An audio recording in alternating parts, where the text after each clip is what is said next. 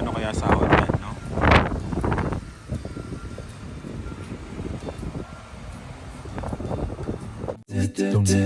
Oh, Sunday. Oh, Monday. Oh, Tuesday. Oh,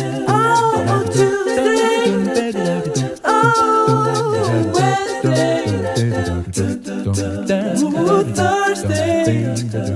Oh. Magkano kaya sahod nun, no? May galon no? Sa likod. Yung malaking forklift. Parang po, hindi siya forklift ba tawag dyan? Mag-isa lang yan na naglalagay dyan ng mga container. Punta tayo ngayon sa Asian store. Mag miminudo sila ni. Kaya punta tayo doon. Wala tayong atay. Kailangan ng atay para mas masarap, di ba? Yan, Asian store.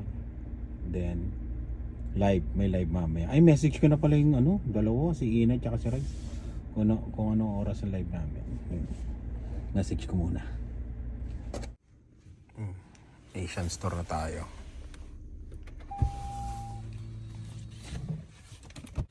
Yun. Atay. Hindi tayo ng atay at may hipon pa ba kami?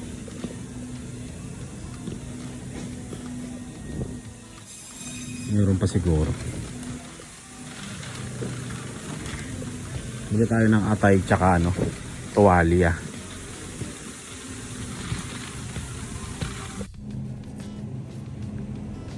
Yun.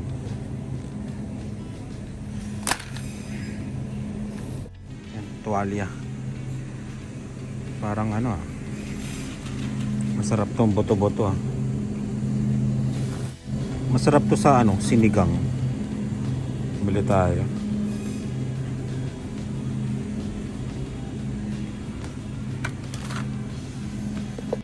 Ampalaya, hanap tayo.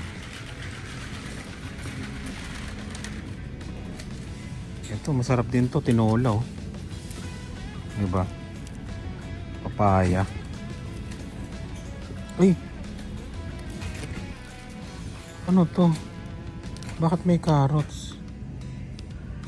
Galing isang set pero may carrots, no? Pakbet kailangan to. May carrots. Yan. Naalala ko tuloy si Ate Tessa. Shoutout Ate Tessa tsaka Kuya Cesar.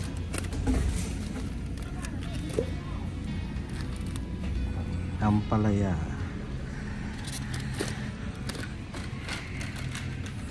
Tapos pechay.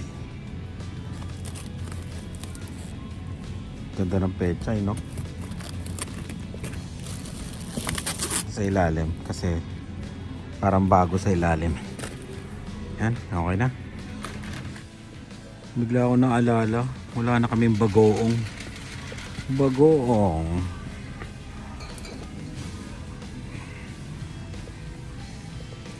Mas masarap. Ito lang ang maliit nila. Pwede na to.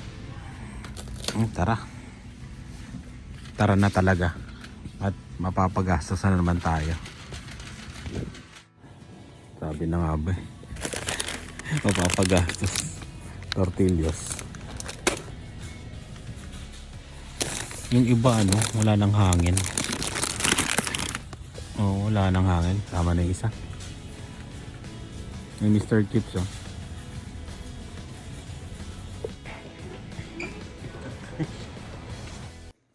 Ay, merienda mo. Nilan.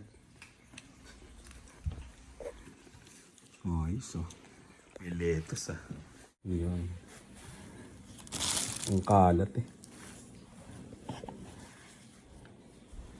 Okay pa tong ham. Yun may dulong po. Dulong yan, di ba? Kain tayong merienda. Yun Atay. Ay, balunan. Luto siya ng menudo. Parang parang may birthday Parang ano to, no? Sarap, no? Fresh fresh yung pagkabili ko Fresh ba yun? Yan, mamaya na natin kuhanan. Yun. May pag-uusapan tayo Kasi maraming... Sino tumatawag? Sales. Sino tong sales na to? Teka lang Yun, yung tumawag sa truck. Yan. Kasi binigyan ako ng papa-detail. Kasi nung kinuha ko siya, hindi pa siya na-detail.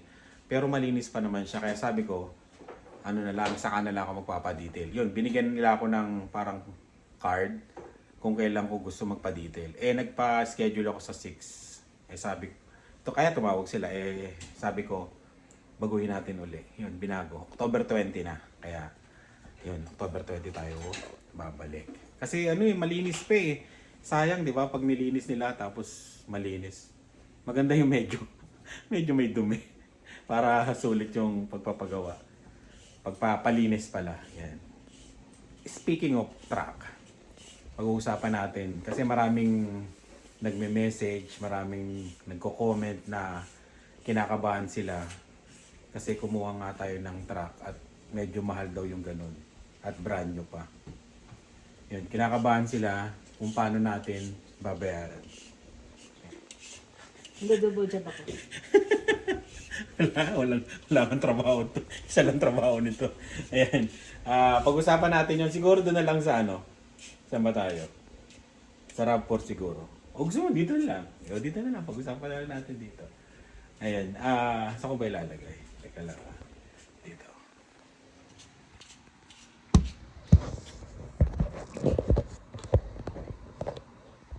Yan. Diyan na lang. Ayun. Salamat sa concern. At medyo naiiyak ako din sa mga comment. Yung mga comment tsaka mga message na bakit daw kumuha ng another utang na naman, tapos paano ko babayaran, magdo-double job ba ako o maapektuhan ba yung gastos namin, ganon. Ikaw. Dami kasing kinakabahan para sa atin pero maraming salamat maraming salamat sa concern. Yan. Unang-una, kaya kami kumuha ng sasakyan kasi tapos na yung sasakyan. Siyempre. Wala na siya mapaglagay ng kanya. Hindi. Yob. Hindi, joke lang. Hindi niya alam kung saan niya lalagay yung pera niya. Hindi. Kasi unang-una, di ba kasi tapos na po yung sasakyan. Baka i-basta nito.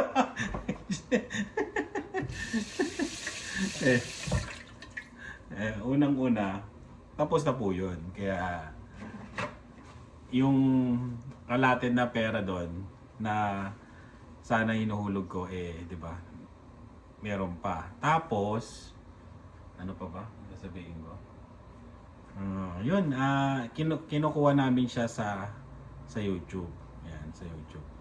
Yung pinambabayad talaga sa truck. Kaya, hindi maapektuhan yung sahod namin. Tapos yung income namin sa sa mga trabaho namin. Yan. Kaya huwag kayong kabahan. Ito, yan. Yan, ganyan siyang kita niya sa isang linggo. Kaya, mababayaran yung truck. Huwag kayong kabahan na. Tapos, meron tayong di ba? Yung sideline natin sa tinayo nating business na construction, di ba? May sideline tayo doon. At kaya ko rin kinuha yung truck kasi nga para sa pang bit-bit ng ng mga materyales tsaka mga equipment. Pero may nag-comment doon namin na na kung gagamitin ko to sa pang-Uber yung truck. Hindi po pwedeng pang-Uber yung truck. SUV lang po 'yon. At saka yung mga materyales pag mga kulang lang, kunyari kulang ng ganito, kulang ng ganito, hindi yung full order na doon ko ilalagay yung materyales. May nagwawala dito. Nagwawala. Kumbaga hindi ko siya paglalagyan kasi umu-order kami sa Home Depot tapos dinideliver naman pag mararami. Yung mga kulang lang, yun talaga hindi kasya sa RAV4 kaya kumuha din ako ng truck.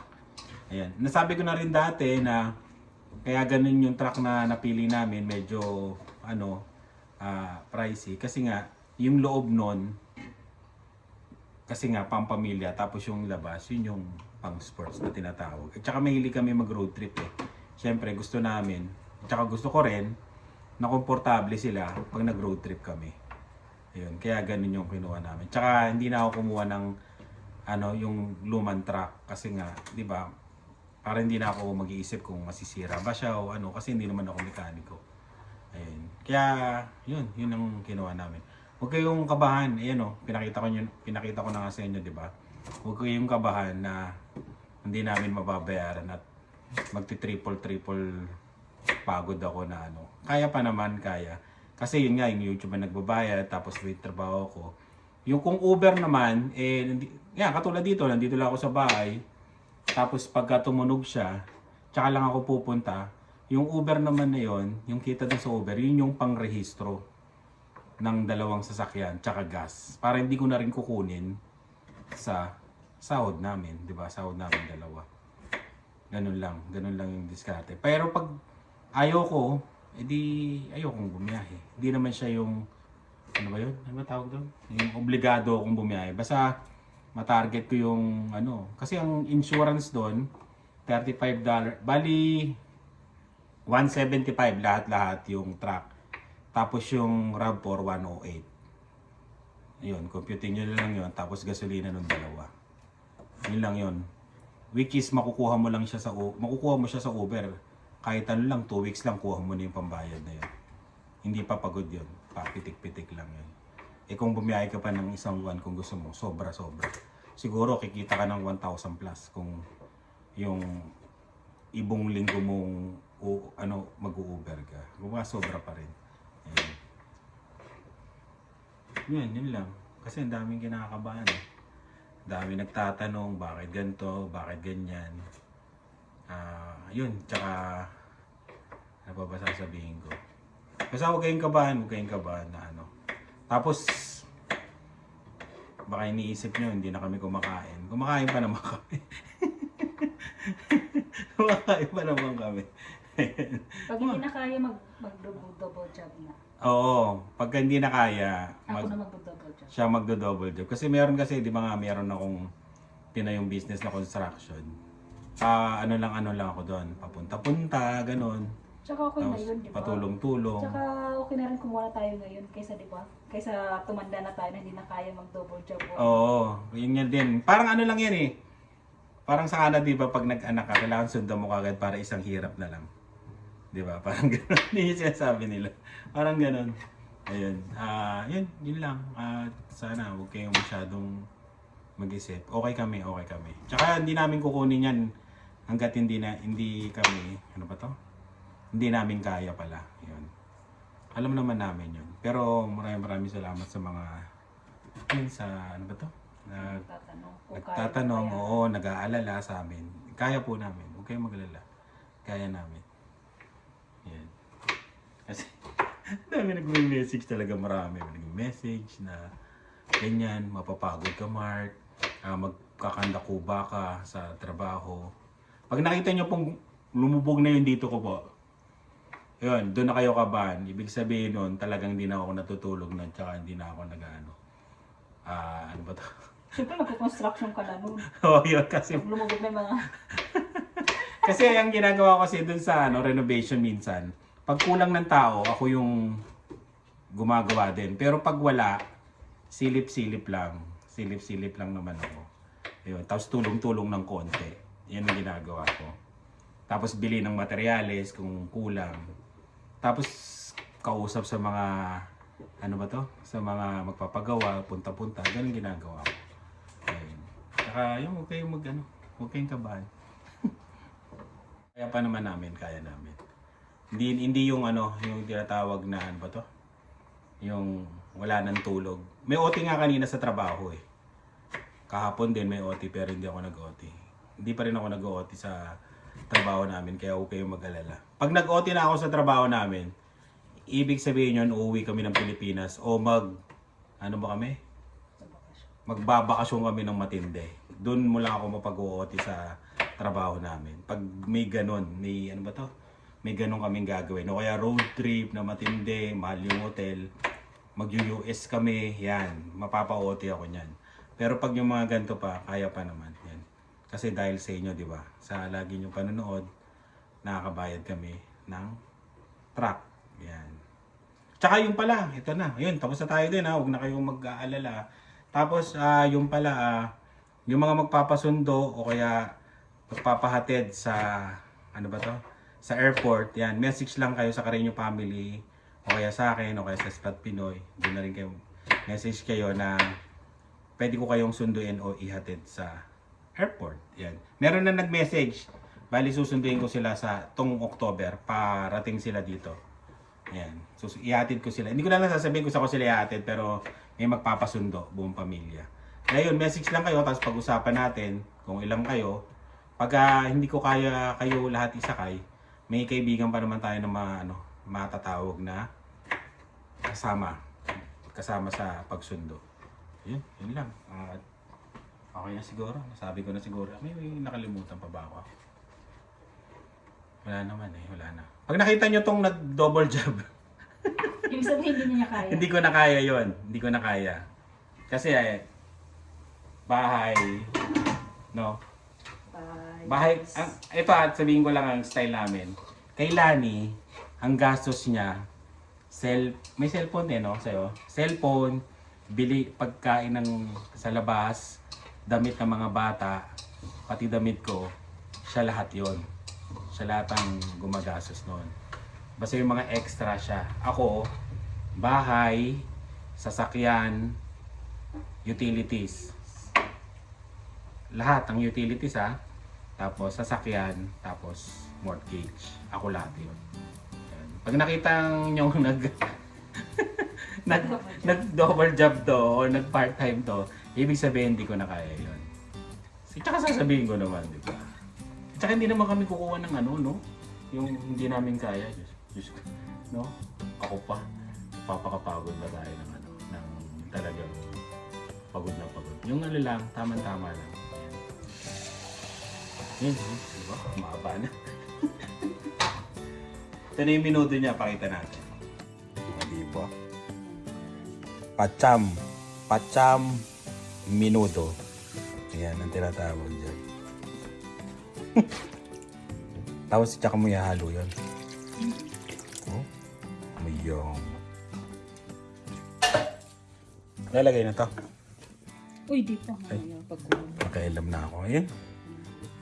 Oh. Yun lang. Kaya namin yan. Huwag kayo mag-alala. Ayan. Maraming salamat sa laging panonood. Ingat po kayo. At sa susunod ulit. Bye. Ay. Bye.